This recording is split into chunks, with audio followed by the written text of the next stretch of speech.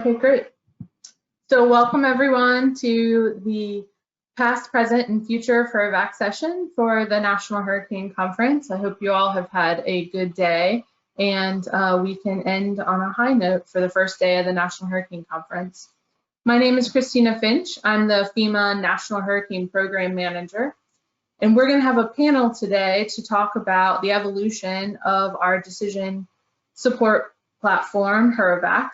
I'm going to get us started by just giving you a little bit of an overview. Let me advance my slides. We have a diverse panel today, and I'm going to ask everyone to introduce themselves actually in just a few minutes. But before we get started, I wanted to give you a bit of an overview of what we're going to be doing in our session today. To kick us off, I'm going to give you a little bit of a background on the National Hurricane Program and highlight what HURREVAC is. Then our team will be describing the history of HURREVAC since it's been around for 30 years.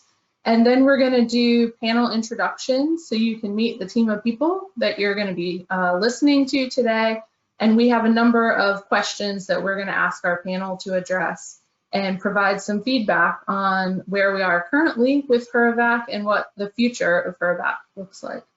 Throughout the presentation, if you've got questions, please feel free to add them to the question box. I'll pause as the organizer in a number of places throughout the agenda as well as the end to address your questions to the panel. So if you have a question for a particular member of the panel, please add that as well and I'll direct it to that person. Otherwise, we'll direct it to everyone. So as I said, I'm the National Hurricane Program Manager at FEMA, but the National Hurricane Program is a partnership across 3 federal agencies. So as you can see in the graphic, our program partners are the U.S. Army Corps of Engineers and the National Hurricane Center. By combining our resources and subject matter expertise across our 3 federal program agencies, we're really able to leverage our resources and our subject matter expertise for the maximum benefit of the products that we provide and the service that we provide to our state, local, tribal, and territorial partners. In particular, I have a quick overview slide that outlines the products that we provide and the data and tools to meet the 3 primary goals of the National Hurricane Program. So if you look across the top of this slide, you see a sample of some of the products that we develop as part of our program. The National Hurricane Center, as you all know, provides forecast products on a regular interval as storms are approaching. We also work with the National Hurricane Center, and the National Hurricane Program funds the development of storm surge modeling. And that is both in a planning scenario, so emergency managers can plan for worst case scenarios given thousands of potential storm runs, as well as operational storm surge modeling when a hurricane is about to make landfall. Finally, the third program or product that we have in the National Hurricane Program is our Hurricane Evacuation Studies. The National Hurricane Program provides technical assistance for hurricane evacuation studies for 22 coastal states. And the key information I'd like to highlight just in today's brief introduction as an outcome of those hurricane evacuation studies is the development of multiple evacuation scenarios and the associated clearance times for those evacuation scenarios. All 3 of those product suites, forecast products, storm surge modeling, and the clearance times for evacuation scenarios from hurricane evacuation studies coalesce into HURREVAC, our Hurricane Evacuation Decision Support Tool. So today, the intent of this session is to talk about how HURREVAC and the associated data and tools within it have evolved over a period of time. But all of those things together, the individual products as well as HURREVAC support the 3 main goals of the National Hurricane Program. The first one is to provide data and technical assistance for operations for emergency managers at a state, local, tribal, and territorial level. The second is to provide planning support. And again, that is both in a steady state planning, deliberate planning phase, as well as operational planning. And finally, the National Hurricane Program provides training on all of these individual products, HURREVAC, and to make informed evacuation decisions. So our overall goal as a program is to work across our 3 federal partnerships to provide data, analytics, products, and resources to help inform our state, local, tribal, and territorial emergency managers for making evacuation decisions. So HURREVAC is a GIS-enabled interactive web-based platform. You can access it at hurrevac.com. And as I mentioned, it is the compilation, a one-stop shop of all of the products that we develop and support in the National Hurricane Program. So if you give me just a moment, I'm going to transfer the presenter to Karen Townsend, who will introduce herself shortly. So she can review the, oh wait, I'm not going to do that now, actually. Sorry, I'll take that. My bad. Okay, so we'll continue on this same slide deck. So I have the next 3 slides on HURREVAC's 30-year history, and I'd like to introduce Karen Townsend, who is going to talk through them. Go ahead, Karen. Hello, everyone. I've been involved in the HURREVAC program for about 2/3 of its full history. 30 years is a long time for a software program. It's been through a number of different platforms, and I just want to review those for you, and especially highlight the kinds of new tools that were developed along the way, because HURREVAC has grown leaps and bounds over the years as the Hurricane Center has put out new products, as we've come around to new ways of thinking about how to best support the local emergency manager. So it started in South Carolina with a program developed in the late 80s. And this program was DOS-based, and its first major use was during Hurricane Hugo in 1989. Then in the mid-1990s, the software was rewritten to work as a single platform. So in other words, you didn't have to have a program for South Carolina and another program for North Carolina. So we thought we were getting really advanced by putting everybody, all the states from Texas to Maine, on a single platform and offering them plugins of their specific states' clearance times, the Hurricane Evacuation Study clearance times, and specific plugins of their study areas, storm surge, inundation graphics. And also this platform was called HurWin 95. It was for the Windows 95 operating system. And it was called HurWin because it combined what was then called coastal HURREVAC. So what are going to be the effects of the storm and the timing of the storm's approach to the coast with something called HURREVAC inland winds. And the inland winds was an interesting type of modeling that had been developed at the Hurricane Center by Mark DeMaria and some other folks there. And it essentially, if you're familiar with the storm surge MEOWs, maximum envelope of water, we have a similar thing for winds called maximum envelope of winds. And that was its own a special tool called HURREVAC inland winds for a while. And the purpose of that was to help the inland counties determine if a storm hit the coast that was of certain maximum winds, wind speed, and a certain speed of approach, how far inland could hurricane force winds penetrate. And sadly, for various reasons, that aspect of HURREVAC's early capabilities is not really featured anymore, but there's been some renewed interest in recent months and in the last year in possibly restoring the inland wind maximum envelope of winds to HURREVAC and to specific studies. I believe I've heard some conversations about the Georgia study wanting to look at the impacts of inland winds. So I just bring that up as a tool in an older version that perhaps might be brought back. HURREVAC 2000 further expanded capabilities. It was released around the year 2000. One, it expanded capabilities in its scope of tracking. to include also the East Pacific and the Central Pacific. So now the National Hurricane Program was also supporting the state of Hawaii and getting feeds of data from the Central Pacific Hurricane Center. And then in 1999, or actually in 2000, prompted by the experience in Floyd in 1999, a number of inland flooding tools were added. So being able to look at various river gauges and the stage that the rivers were in at those gauges, being able to look at the river flood outlook, the rainfall product called the quantitative precipitation forecast.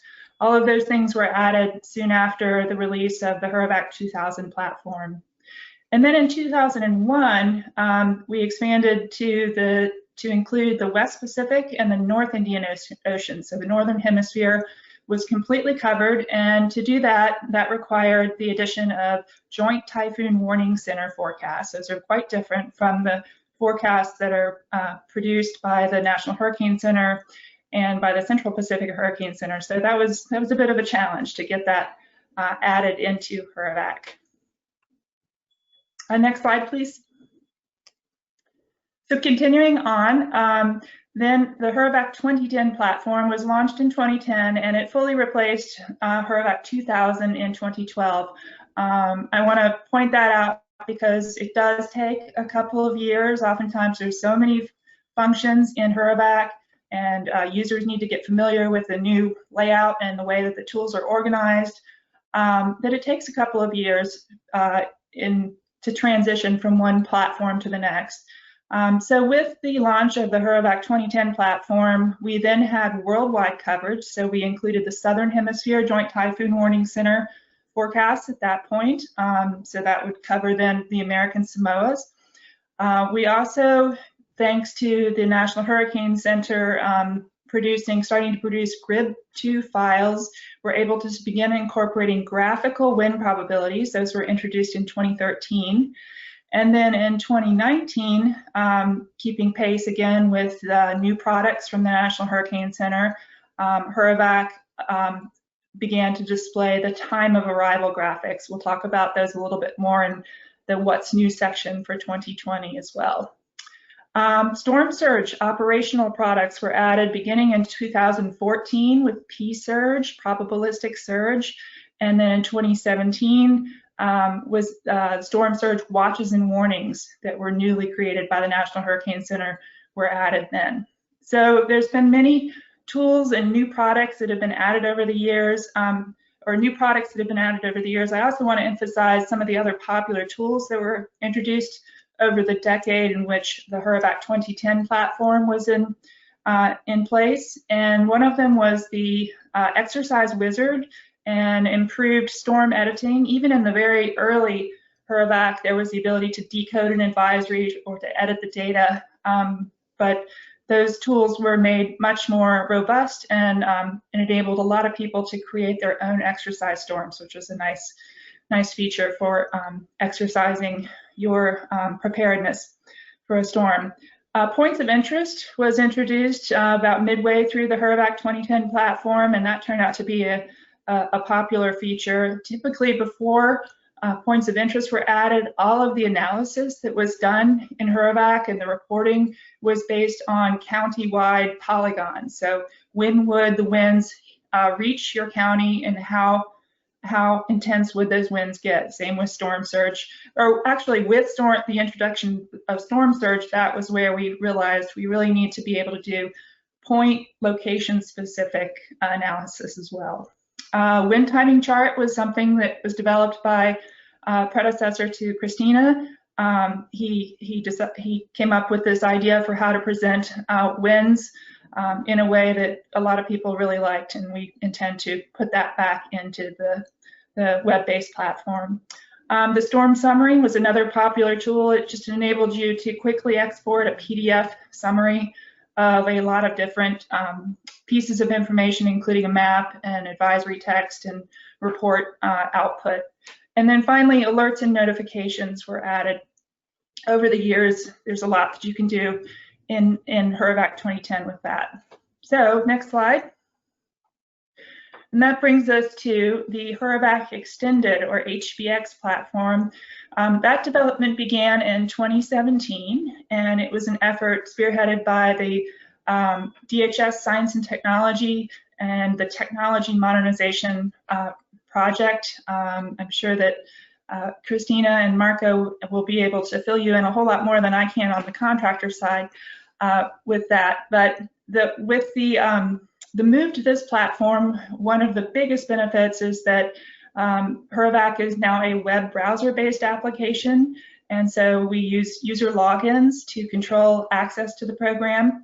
And that means that there's no installed software to deploy and no updates that you all have to deploy as users on your end. It's just all simply handled server side.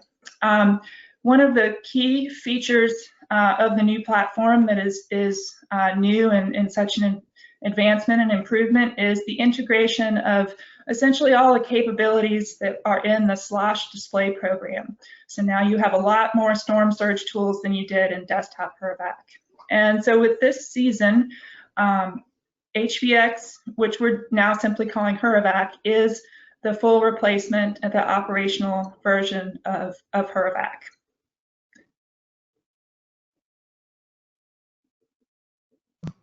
Great, thank you, Karen. So I, having given you a little bit of background on the National Hurricane Program and HURREVAC and its evolution through time, I'd like to now give the opportunity to get to know our panel. So we have some diverse members of our panel in terms of their role and their history and experience with HURREVAC. So I'd like to ask you all to introduce yourselves and share with the group who you are and what you do and how long you've been a HURREVAC user, and specifically if you'd like to share any anecdotes about how you've used HURREVAC to support hurricane planning or operations. So Marco, I think we'll get started with you.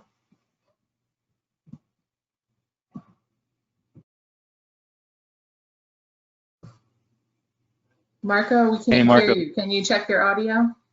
I got it. I got the mute on. There you go. You're good now. Start off that way. All right. Well, hello everyone, and good afternoon. Thanks so much, Christina. My name is Marco Charla. I am the National Hurricane Program Manager from the Army Corps of Engineers. I work with Tom Letzo. If you've heard our names thrown around a little bit with HURREVAC, it's because we are in charge of the training components. We work closely with FEMA in conducting training courses, and we contract out to Karen the O&M of the current software.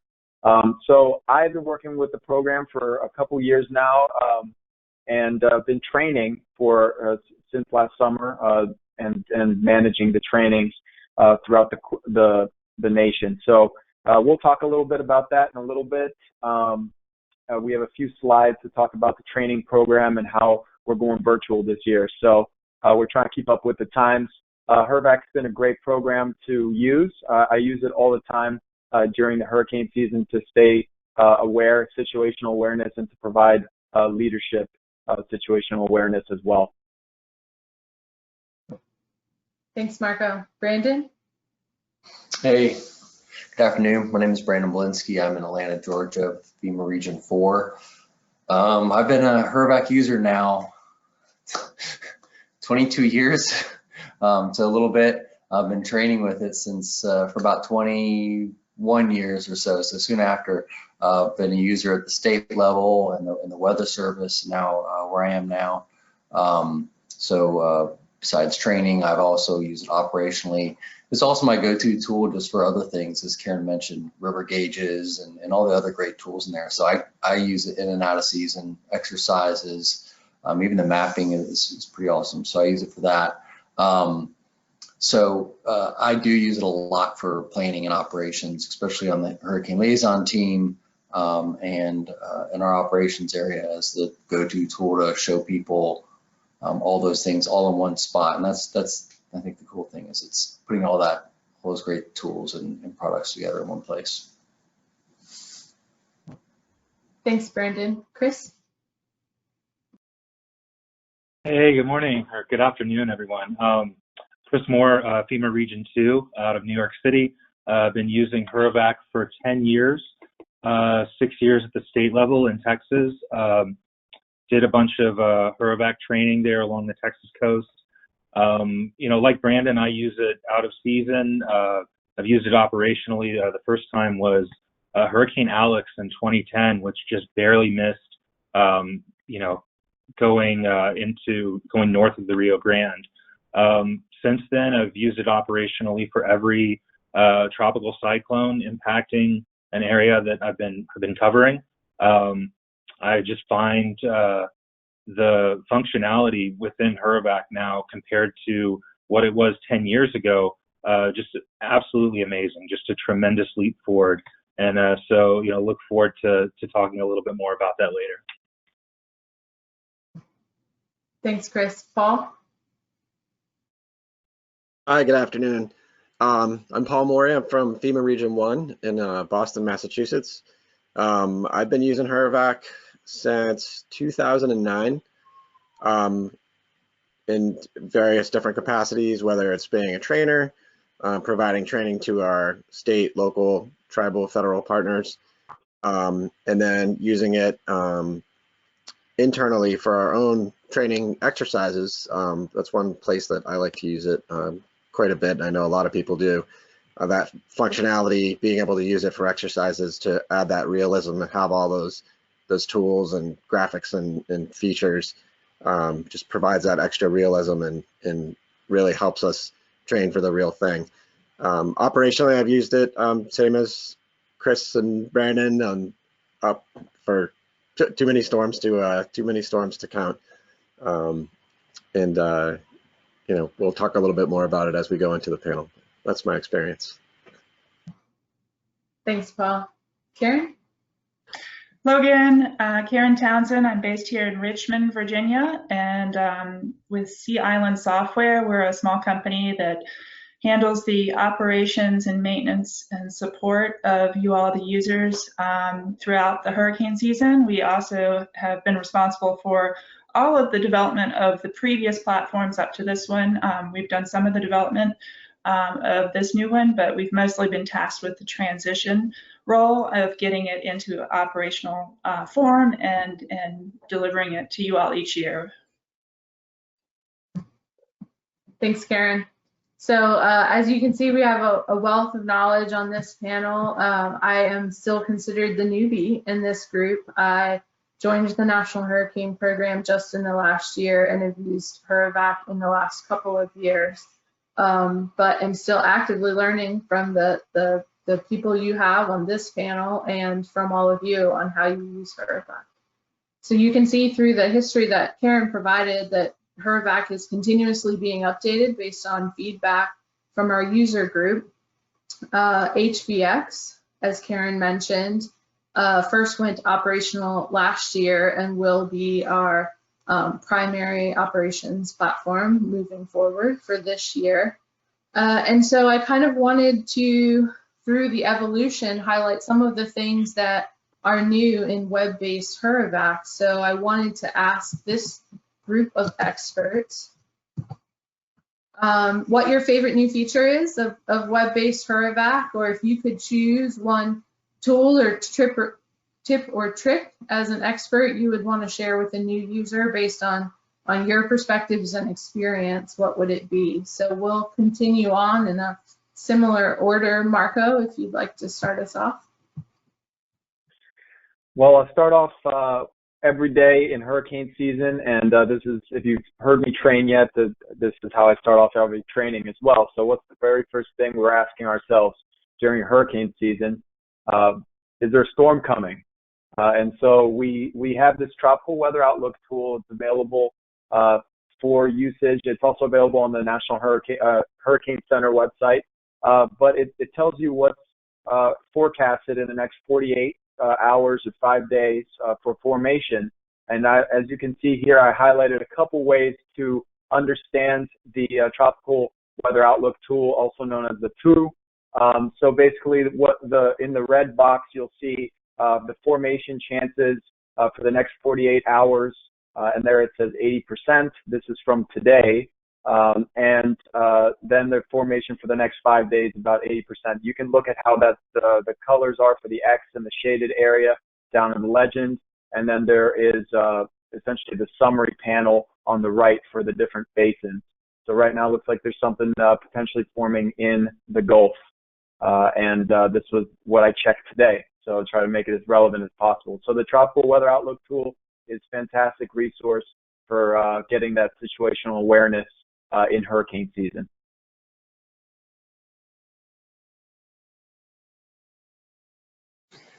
Yeah, and for me, one of the things I deal with operationally a lot is, what are the chances it's going to hit me, or how's it bad is it going to be here? And the wind speed probabilities have been that one product that you can actually give people a number sometimes, and you can always say, oh, it's going to be close, or people want a binary answer, yes or no. But actually, there are chances, and if you know how the wind speed probabilities work, they're a great tool to help you say, what are the chances of tropical storm force winds or feeling some impacts or getting a big hit like the hurricane force winds? What are the chances? And not only are you get a number, but you can compare from advisory to advisory as it gets closer or moves, or however the forecast changes. And use that number going, okay, so the track has changed, or so something has changed with the storm. How does that change my impacts? Am I thinking anything different, more or less? And then sometimes if you're maybe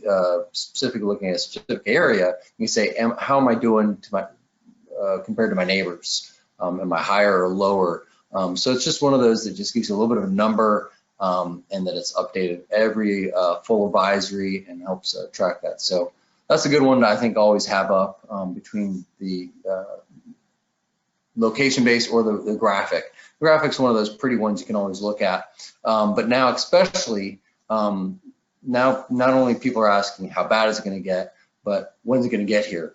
And the wind timing arrival graphic you see on the screen is another good one to help answer. Easy to interpret, but it's one of those that's really needed products that I think the Hurricane Center is using now, and it's based on the wind speed probability. So you have the most likely arrival and then a earliest arrival based on the probabilities there. So those are some of the key ones I'm always showing. If I was to pick one graphic to brief off of, this would be probably the one to show leadership or people who are making decisions.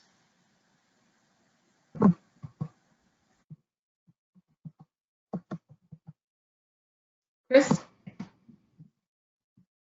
Hey, so my favorite feature, really to sum up, is adding the SWASH Display capabilities into HURREVAC. So the storm surge modeling came a long way in the last decade.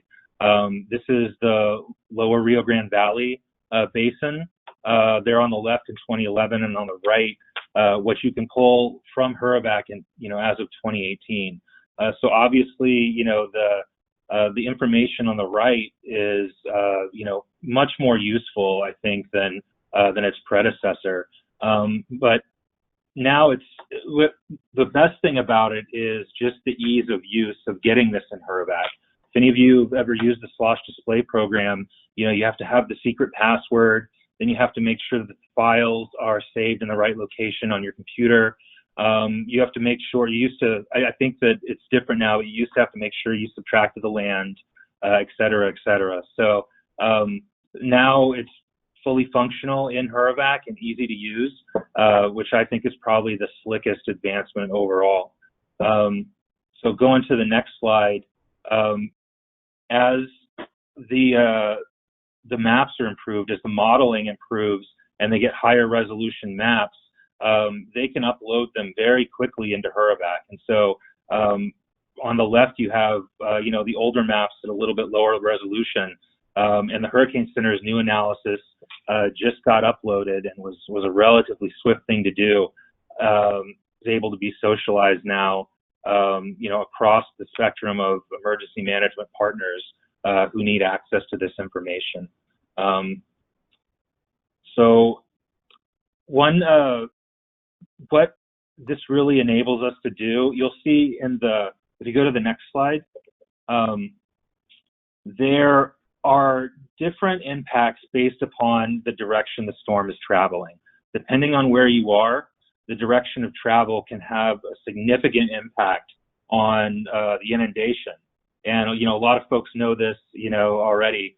But in certain areas with high population densities, it can be really important to factor that into the scenario planning because you could potentially have a lot less need to evacuate, people in certain zones.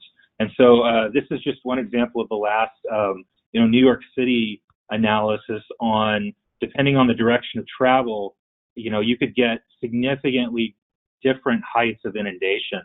And going to the next slide, this is really how that breaks down. So you can see if there's a Cat 3 and it's approaching, if it's moving northeast, then you only have to evacuate zones 1 and 2. But if you get a storm traveling, say, northwest, then you have to evacuate zones 1 through 5. For that same Cat 3, all other factors being equal, the direction of travel means you're evacuating 3 more zones and what's ultimately over 1.6 million extra evacuees. So New York City did this analysis pre-web-based HURREVAC. It takes a lot of time and a lot of robust geospatial capabilities and talents to do this kind of analysis. But now any HURREVAC user can do the same thing relatively easily. So on the next slide, it shows on the right, you see like the circle that has kind of like wedges cut out of it with 3 of them selected. This feature is what we're calling, the Meow Blender. It's been called a couple of different things, but it basically takes the maximum envelope of water and you can look at various directions simultaneously. So you can see the difference between a storm moving one direction or another and pretty much eyeball, how different the inundation is. Is it deeper? Does it come further inland? You can really decide, does it make sense to do a directional atlas for your jurisdiction? We're able to do this just myself, looking at the Jersey coast and finding, areas where there could potentially be, be utility in doing that. Or, if you're in a jurisdiction where the direction doesn't really matter as much, you can quickly see that you don't really need to mess with that. It just makes scenario planning a whole lot easier and accessible to everybody in the emergency management community. So this is my favorite new capability in HURREVAC.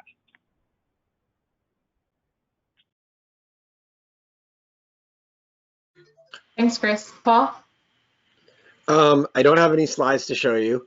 And I guess what I want to do is point out some of the features that were in the desktop HURREVAC that are also still in web-based HURREVAC, and some new features that we have that are maybe less, a little less glamorous or visually appealing, but also very important and are a lot of tools that I use and I know a number of other people use. So those would be things like river gauges, tide gauges. You can select from those and then actually go to the National Weather Service specific website, which is Tides and Currents, and be able to look at, surge forecasts and look at the current conditions.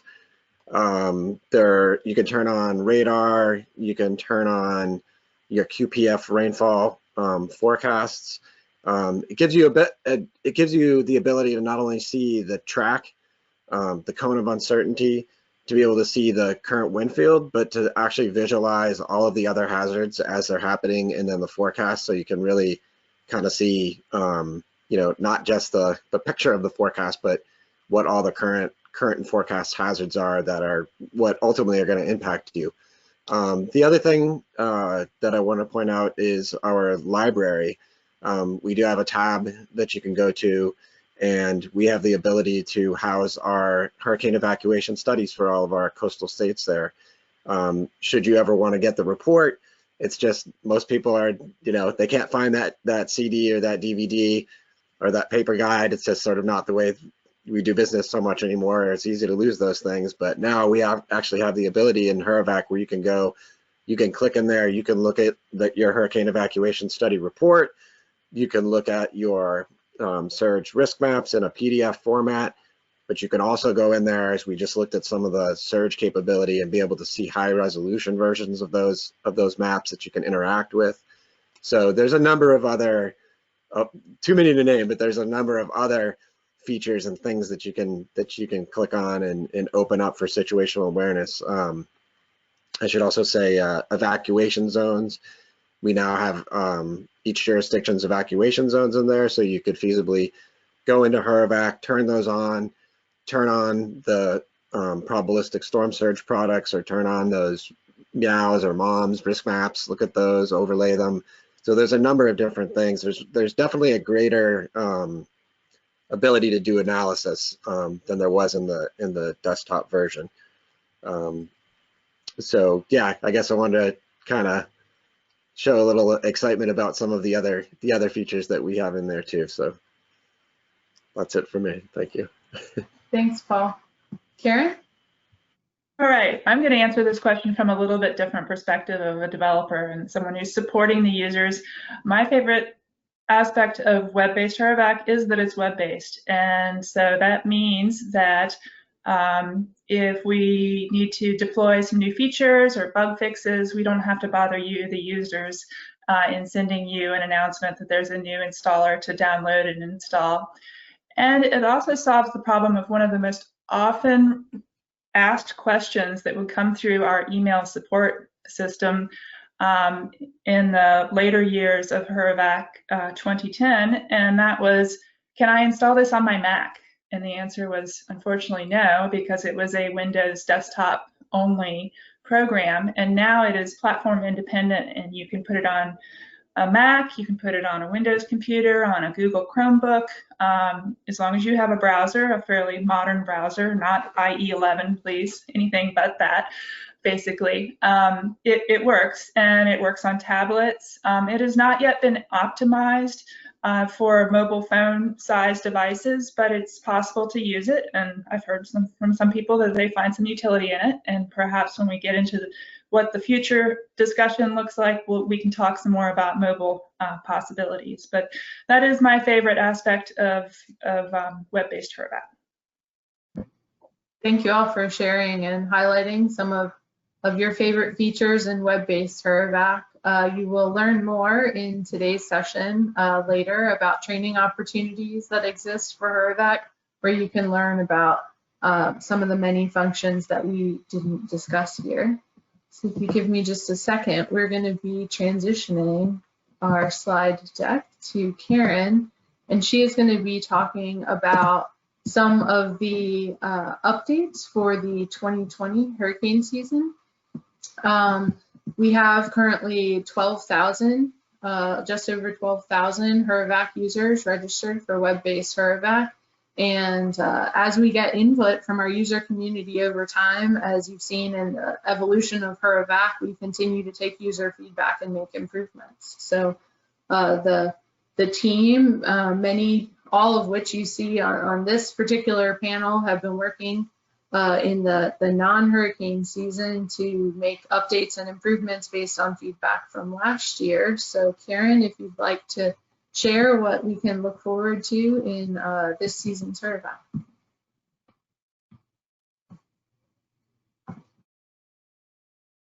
Mute myself. Okay, thank you. You all see my screen with the,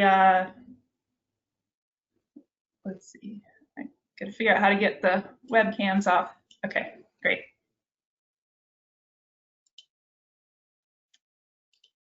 Okay. So I'm going to run through some of the larger changes that are coming for this season. I say coming, some of them are already in the program, some are things we're going to roll out in the next week to 2 weeks on a rolling basis, one thing after the other, and I will be updating the website with what's new each time we post something. And so the time of arrival and time of departure information is something that's new for this season. For a couple years now, you've had the ability to look at the time of arrival graphic in a graphic form like you see here with the lines that are blocks of 8-hour or 12-hour periods of time, and either the time in which the most likely arrival is, or the time in which the earliest reasonable, where there's only a 1 in 1 in 10 chance that winds might begin earlier than what's depicted here. But what we're adding in this season is the ability to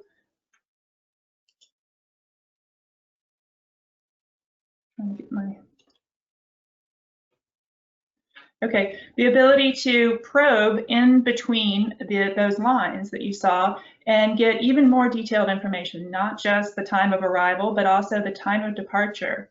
So what you can do here is you can right-click on a location, a point location, and choose Create Wind Timing Report from the menu.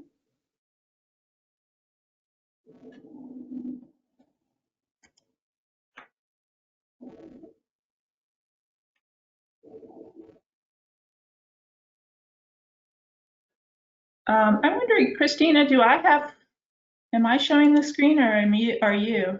I'm not able to change my slide. Okay, there it is. All right, I've got it now, sorry. So this is the report that comes up when you right-click on a location, and it will tell you the earliest reasonable time of arrival, which is 26 hours, and then 11 hours later is the most likely time of arrival, and then it'll even tell you the deterministic calculation. If you were to advance the wind fields along the forecast track, when would the winds are projected to begin at that location with that calculation. And then time of departure is also in this new data set from the National Hurricane Center. And so this would tell you when the tropical storm force winds are most likely to have departed that position, and then what the latest reasonable time at which they could depart, and then the deterministic calculation too. This information is available not only for the 34-knot winds, but also for the stronger tropical storm force winds, or the 50-knot winds. And we know that some folks, especially in the Air Force and Navy, you know, they need to take actions based off the timing of the stronger tropical storm force winds. But most emergency managers, most hurricane evacuation studies, the planning is what are the start times of the tropical storm force wind hazards. So both pieces of information are now available to you, and then the departure information too. The departure information, we've been cautioned by the National Hurricane Center. This is not something that, you know, specifically you necessarily want to communicate to the public, because it's not necessarily an all clear time. There could be other hazards that are still going on even after HURREVAC is telling you that the winds are likely to have departed. But it's information for you all to use in your planning. And you might want to give the public some general guidelines as to when the arrival times are and when the departure times are based on this report. You can also opt to just simply label the map in between these lines. So if I have my graphic is the most likely time of arrival graphic, when I opt to right click and place a wind timing flag on the map, it will label those locations with their most likely time of arrival hour as well. Okay, this data is available for all of the 2018 and 2019 Atlantic Basin storms. So if you wanted to go into HURREVAC today even and start playing with the older storms, Dorian and Florence are two good ones to use, you can try out those new tools that I've just covered today. And then beginning with this season, we will be providing this timing data for all the systems in the Atlantic, the East Pacific, and the Central Pacific Basin. So there will be a live feed from here forward, but you can go back to 2018 and 2019 and take a look at this data. Next thing I want to highlight has changed for this season. We're going to be pushing out either this evening or tomorrow morning, I hope, at the latest, is significant improvements to the way that the legend and the different layers of information that are on the map are explained in a legend. You have two different options here. You can either opt to have all of the information appear across the bottom of the map, and so you'll see the legend is content specific, and whatever storm features you have turned on, like the time of arrival graphic, it then appears as an item in the legend. So our intent with this was to replicate desktop HURREVAC's legend capabilities and make it something that you could take a screen capture of an area of the map and have a nice presentation ready graphic to then send out as a briefing product. You will also have the ability to right-click on the map and move those top 2 lines of information to a storm information box. Storm info box was a popular feature in desktop HURREVAC as well. And then the conditions are also included in a legend. So if you turn on a layer from the conditions tab, remember the conditions tab covers all of the live weather data layers and map services that HURREVAC taps into. And now we have a nice legend with the colors indicated for what they represent on the map, as well as it tells you specifically what the product is, how long the product is valid for, and when it starts or when it ends, depending on what type of product it is. Okay, next significant change that is coming for this year is a reworking of how hurricane evacuation study clearance times are both browsed and selected in the program. And this was necessary because of what Chris Moore showed you back when he was highlighting storm surge and directional storm surge and certain directions being so much worse than other directions, is that our hurricane evacuation studies of the National Hurricane Program in recent years have gotten a lot more sophisticated than simply saying, what kind of inundation would we have along the coast for a Category 1 storm versus Category 2, 3, 4, and drawing your evacuation zones just strictly based on storm category. So in the original HURREVAC and in the initial rollout of the HVX platform, what was replicated was the old way. So you based your clearance times and the area that you're going to evacuate and how long it takes to evacuate on a storm category threshold, and then it was varied by the response times of the population as well as the tourist occupancy. Well, many of the new studies are a lot more sophisticated, and they have a lot of scenarios, and they just were not fitting into this set of controls very well. So we have a new way of organizing the clearance times and presenting them to you. So when you pick a county, a specific county that has a hurricane evacuation study, it gives you links to the technical reports, the transportation study, the vulnerability study, the shelters analysis, any number of reports that the state program managers want to highlight, and this will be here and linked, so you can quickly go to them in a separate tab and read about the different parameters in the study. But then what happens is you get down to all of the filters that went into creating a specific scenario and a clearance time. So you start with a range of clearance times, and for Worcester County, it ranged anywhere from, I don't even know what this initial range was, because I've already selected a few very specific made a few specific choices from this list. So we start with, what zones do we think we want to evacuate? What do we think the public response is going to be? Are they going to be quick to respond or not? Is Virginia evacuating at the same time as Maryland? Is there a shadow evacuee population? A lot of this I could spend time defining for you, but I'm not going to.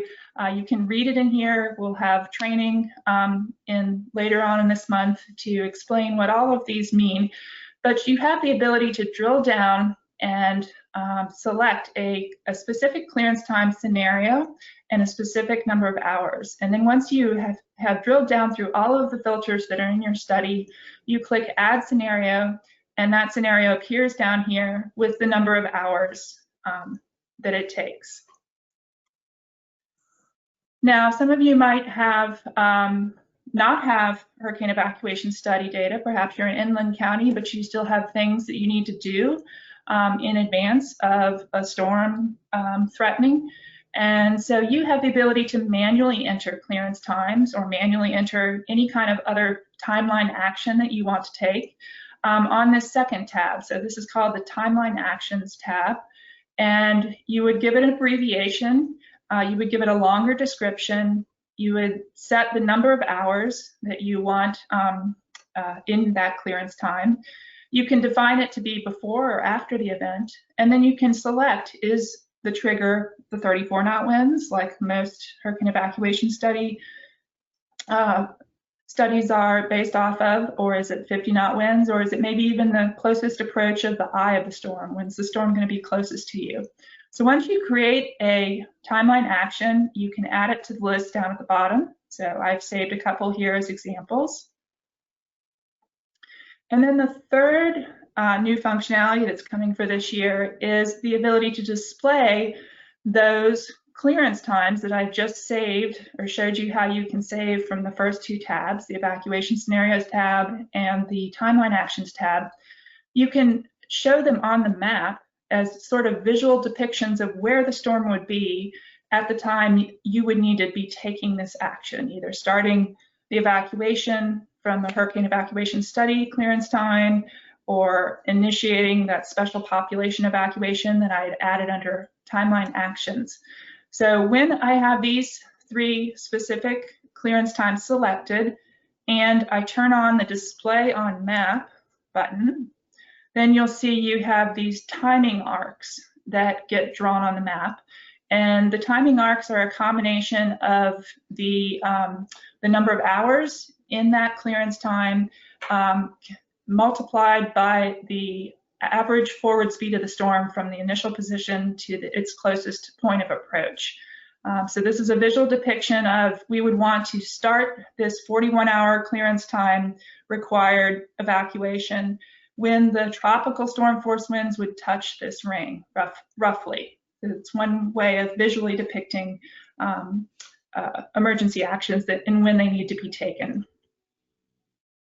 There are a number of other little small functions that are going to be added this year or that are already in the program, and I would encourage you to attend the webinars that will be offered the week of the 22nd of June, because we'll cover everything that's new for this season then.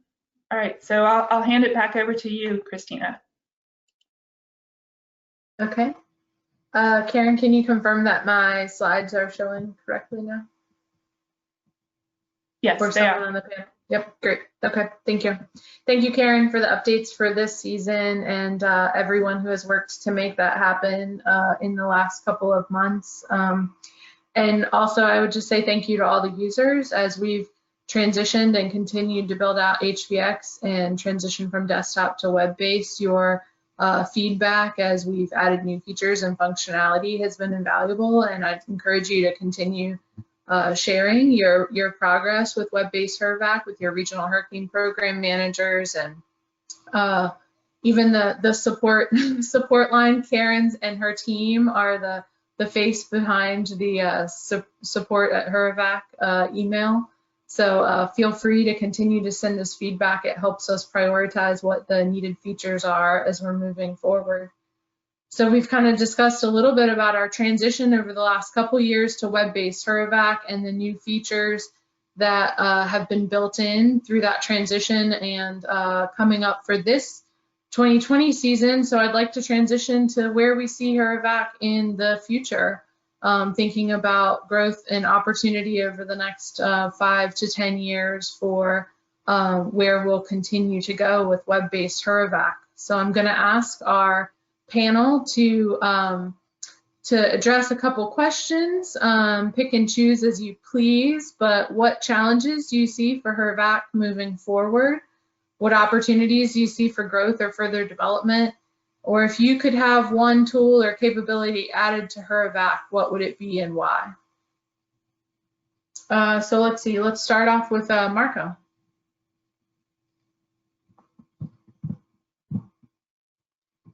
Marco, you're on mute still.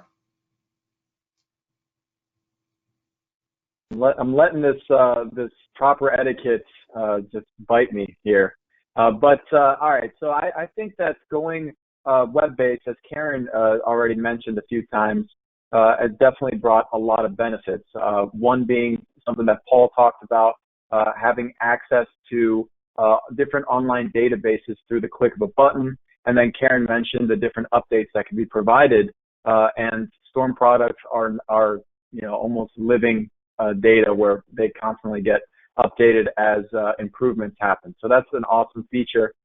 However, one of the benefits of having desktop HURREVAC is that if your internet went down, that you are going to be able to still work it, since it was kind of on your desktop. There was some more useful offline features. So we're working towards that right now.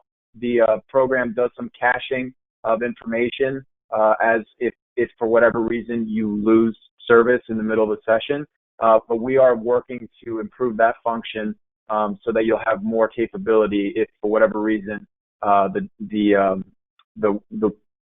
internet goes down for during a storm or something. So that would be something that we need to work towards.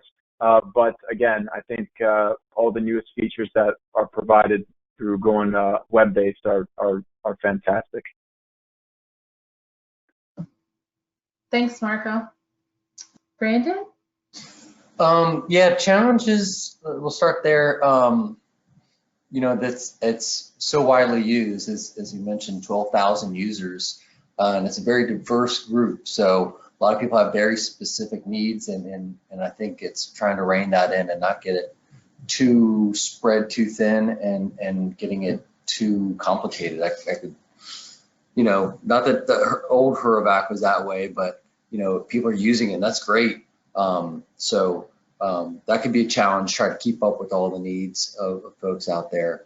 The opportunities for growth, it goes along with that same vein that if people are using it, great. How do we get them to use it more? One of my grand thoughts or plans is that maybe people, if they had their actual plans, not just the studies, but the plans and ability to put in some of their schedules. And I think we've already seen it with the last example that Karen showed, being able to get some specific timing and other functions. We know a lot of people have to make evacuation decisions, but there's a lot of other things that are going on too, on the sheltering piece and all the other protective measures and things to be ready for an evacuation. So I think that'd be really cool to see how we can develop out for other folks' uses for timing features and to help do that for them. And then one tool or capability added, I think that the big thing I keep hearing is the sharing of information. I know on my side, dealing with a lot of evacuations real time, how can we help visualize what is the current status of what's going down? So if there's a way that, if we're logging in uniquely, that people have specific rights to see, hey, look, this county or this state has started doing mandatory evacuations, and we can maybe visualize that and then think about those downstream effects. Because I know, it's unfortunate, but what happens in one place impacts others, and a lot of times these past few years we've seen where multiple states are doing a lot at once. So there's any way to help with that, that'd be, I think, really cool to see. Sharing information that's real time. So those are my thoughts. Thanks, Brandon. Chris, do you have anything you'd like to share? I don't know if this could be like a feasible step forward, but with the advent of machine learning and AI, a capability to take like evacuation traffic modeling and monitor it in real time, and then have that feed into the clearance time analysis automatically, so that you get like a post-storm assessment on reality and how people actually evacuated. You can just get, there's a potential to get a lot more really good data that could make better evacuation decisions.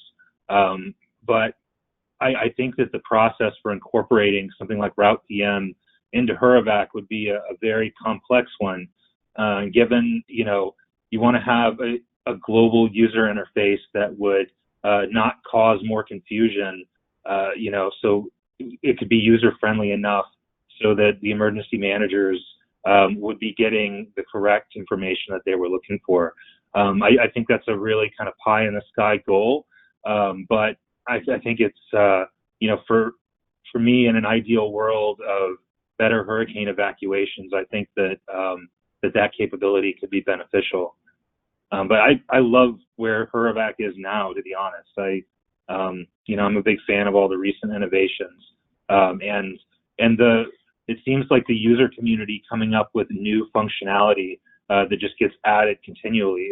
That's something I've noticed ever since I began using HURREVAC, was that, you know, every year you have new tools and new capabilities, which is really just a testament to the user community and the developers. And you know, so I'm very optimistic and look forward to where HURREVAC's going. Thanks, Chris. Paul? I guess I would say the first challenge, it's going to be the season. It's already, you know, starting off kind of busy, and we'll see if that continues or not. So I have the feeling that we'll get plenty of ability to test the systems real time. As far as opportunities for growth or further development, I think for me that's on the mobile application side. We talked about that a little bit. You can already use it, you know, on your iPad or on your iPhone, but there is still some limited functionality just due to the, you know, to space constrictions. But I think that we can move that further along. So that's, yeah, for growth or further development. And let's see, one tool or capability. There's been talk within the National Hurricane Program. I'm sure some folks on the that are tuned in right now have been part of those discussions on post-storm assessments and the ability to possibly use HURREVAC to be able to push out surveys after storms to certain users, so we could basically assess all the tools and services that we provide through our program quickly and efficiently, be able to gather that information and then go in and make improvemms as needed. There's so much you can do. I think having it web-based, and that's probably not a heavy lift to be able to do something like that. So that's something that I'm hoping we can explore a little bit more, and maybe that can be part of the future of the program. Thank you, Paul. Karen? Anything you'd like to add to your to-do list?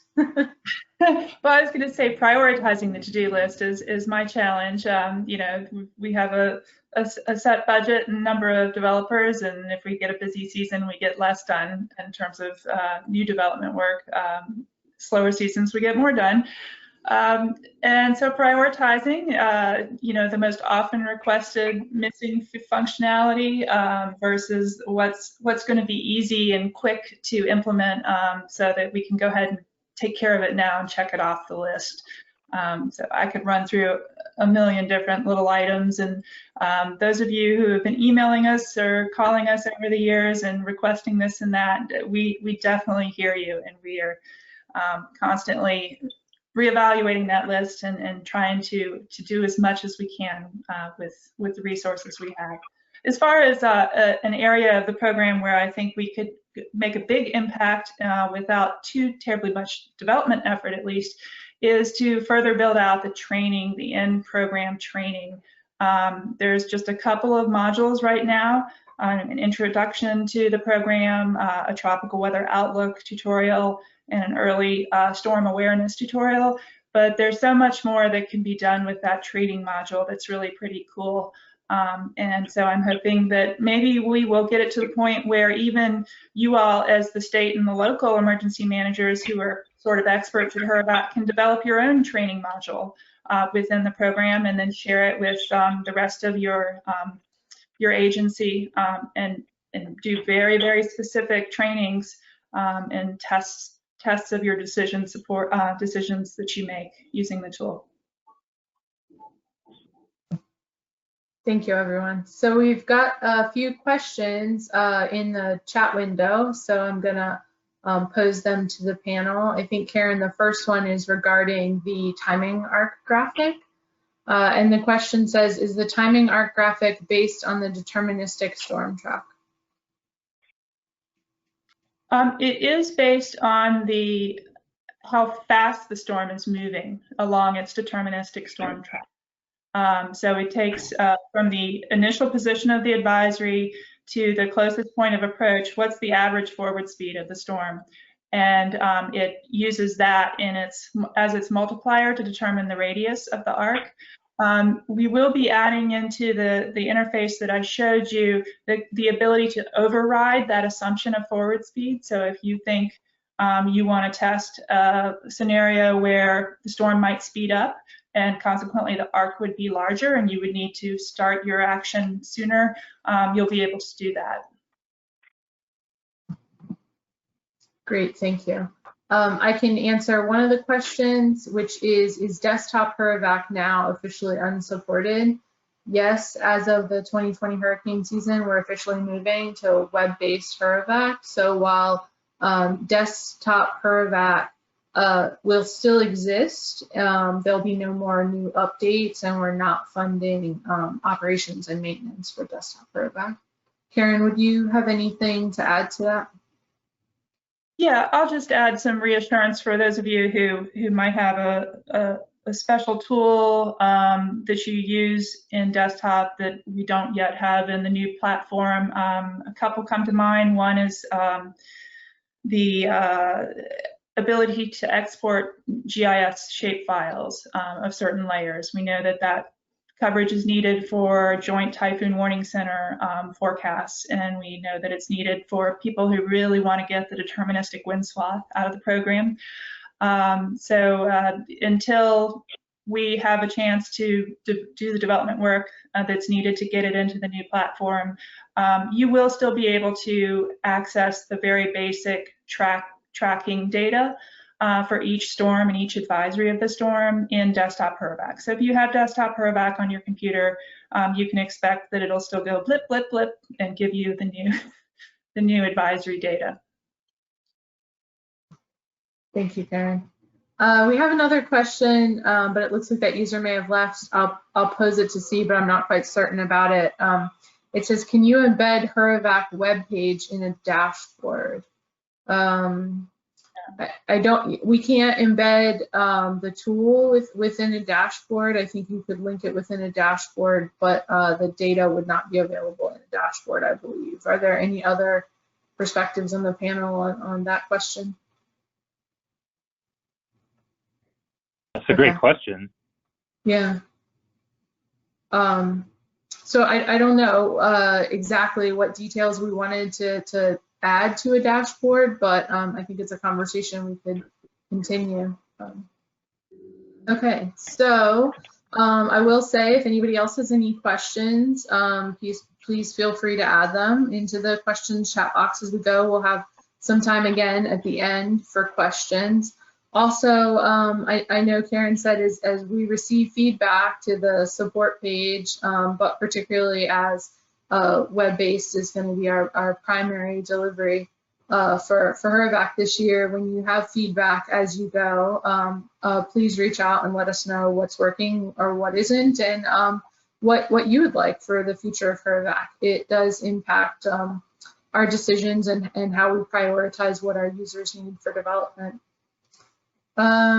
Let's see. Yes, can the HURREVAC link be posted here? Yes, and it's embedded in a future slide as well. So you'll see it in just a second.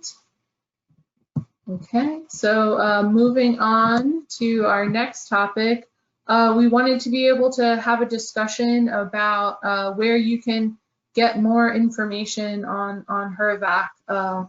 As some of you know, we have trainings that are 1 hour to many hours to provide information on HURREVAC and the wealth of data that is accessible through the decision software platform. So I'd like to ask Marco Charla as our U.S. Army Corps partner to discuss some of the opportunities to get more information on HURREVAC.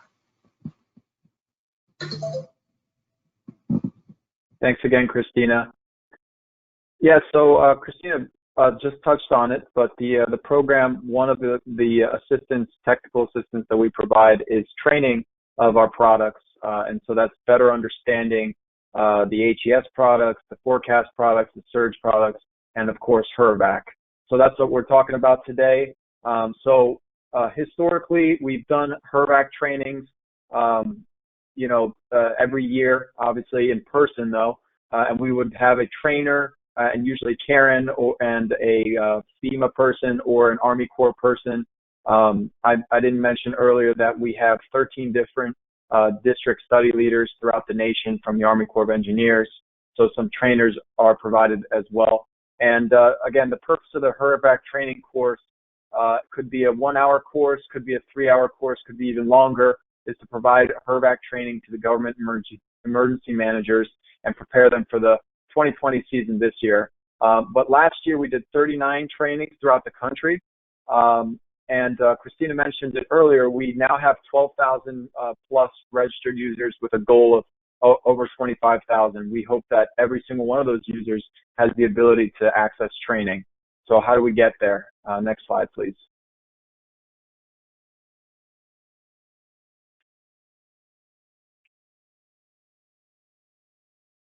All right, who and where? So I just mentioned that we typically do in-person trainings. We will have our trainers go to EOCs. Another avenue to get training would be accessing training through the national conferences. Every year we would do some trainings during the National Hurricane Conference. That at FEMA training courses like the L324, L311 courses. These are kind of courses that we integrate HURREVAC into as well. And then there's an annual webinar series, which I'll spell out in a second. Outside of that, this year, the plan is to go to virtual trainings for the rest of the summer due to COVID situation. And we've worked hard internally here to sort out some internal capacity and virtual trainings. Next slide, please. So before even getting to trainings, the very first thing that a HURREVAC user can do is they can access the new built-in training features that are provided in the training mode of the web-based HURREVAC. So right now you have access to the introductory training and some mini tutorials. This is like 15 minutes. You have a little guy down there with a beard. Right now he's looking a little bit more like Brandon than anybody else on the panel. And but he'll walk you through, just like Brandon normally would, on some of the introductory tools and how to get your way around HURREVAC. It's very interactive. It's nice to use, and there's also some mini tutorials as well. We're working to improve this function more and more, but it's a good start. Next slide, please. The next thing you can do is you can go to the HURREVAC website, so that's hurrevac.com. And usually on the right-hand panel, you can access the current webinar series that is available. And every year, Karen does an awesome job of doing a 5-day webinar, 2-hour sessions typically, sometimes a little bit less than that. And so that 5-day webinar series this year is scheduled for the week of June 22nd. So mark that down in your calendars. You'll be seeing some registration links coming out very soon. But again, Karen does an awesome job of going through all the tools in a logical way. So day 2 is wind forecast features, day 3 evacuation timing features, 4 is surge and other program tools, and then applying HURREVAC day 5 with some good examples. Again, that is available on hurrevac.com. So again, if we're going to go first, you can check out personal self-help on HURREVAC, then you can go see somebody else run through it on HURREVAC webinar series, and then we'll go to the next portion of the training, which is the additional virtual training that we're providing this season. So I mentioned earlier, and Christina mentioned, that there is various versions of the program. We did a lot of training last year, so I know that there's some EOCs that are pretty savvy. So we would work to individualize trainings with you if you wanted to do a shorter session, a little bit longer session if you wanted to focus on specific tools. Maybe you just want to focus on the new tools. So we'll coordinate with you whenever we're setting up the sessions. And we're also going to be providing short videos on our new HURREVAC YouTube webpage. And that's where you're going to be able to access the webinars, but you're also going to be able to access short, anywhere between 2 to 5 minute videos on how to use specific tools. So this is the additional virtual capability that we're adding this year. And how do you request training? Well, typically there was a lot of word of mouth through our regional program managers, since they have such good relationships with the states and locals. But of course, you can always go on the HURREVAC webpage and you can go through support@hurrevac.com, or just reach out to your FEMA regional hurricane program managers and the U.S. Army Corps district study managers as well, if you are in contact with them directly. But either way, if you find somebody in their National Hurricane Program, they will be able to point you the right way, and we will coordinate with you closely. And again, we're going to be beginning these virtual trainings towards the end of June after our webinar series is complete.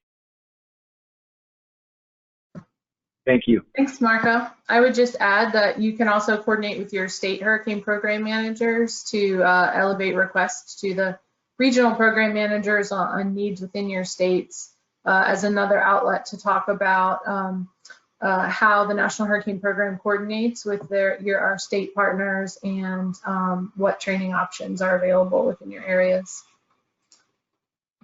So with that, are there any other additional comments or questions or topics that the panel would like to address? We don't have any other planned questions to answer unless I anticipate receiving more within the question box. So if you have questions you'd like to pose for the panel, now is the time.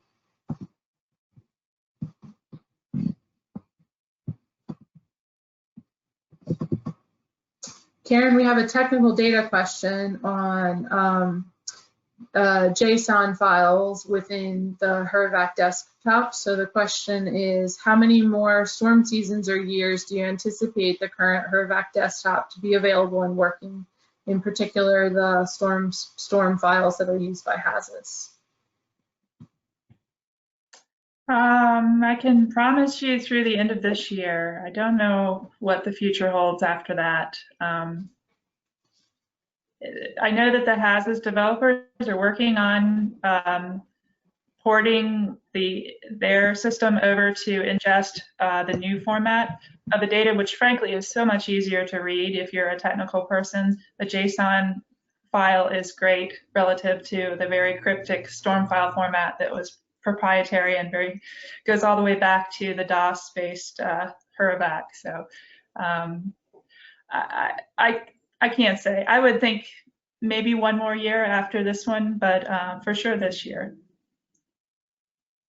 I would agree. I would say it's time to start transitioning to the new process because we aren't committed to maintaining the old process moving forward. We do want to make sure that everybody is able to get what they need out of the new system, and so we have been working with a number of you over the last couple of years to make sure we can meet that. But if you have more specific questions on that in particular, you can follow up with us directly.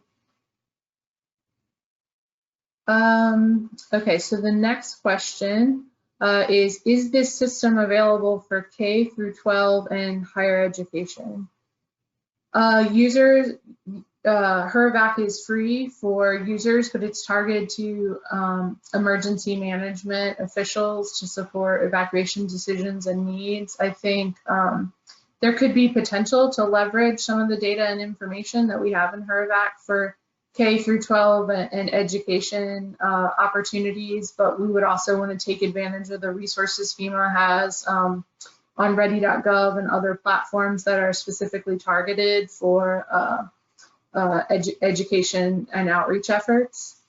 So there isn't necessarily a training component of HURREVAC that's geared for education, particularly at a K through 12 level. Hey, Christina, that's a good question though, is that this is all of our training. We can teach you the buttonology, but sometimes the stuff behind, the man behind the curtain is good to know too. So just you threw out the ready.gov, but also the National Weather Service has some great stuff for children and anybody, general public, that I point a lot of people to. Jetstream, if you just Google NWS, Jetstream has some great stuff from tropical to severe weather. And then Comet also, COMET. does some great stuff if you want to really dig deep into some more learning. So those are good things to have. Thanks, Brendan. Okay, any closing comments from the panel before I summarize our session? Okay. Well, I wanted to end by providing the visual slide that shows the FEMA National Hurricane Program managers within each of the regions. In addition to your state hurricane program managers, the regional hurricane program managers are a good resource for more information and to follow up on specific activities within your region.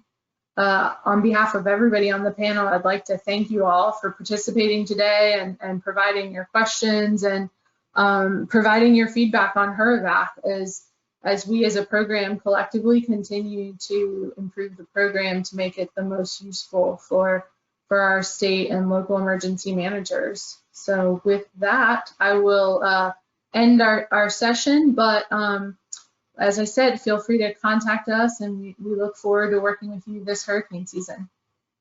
Thank you. Thank you. Thanks.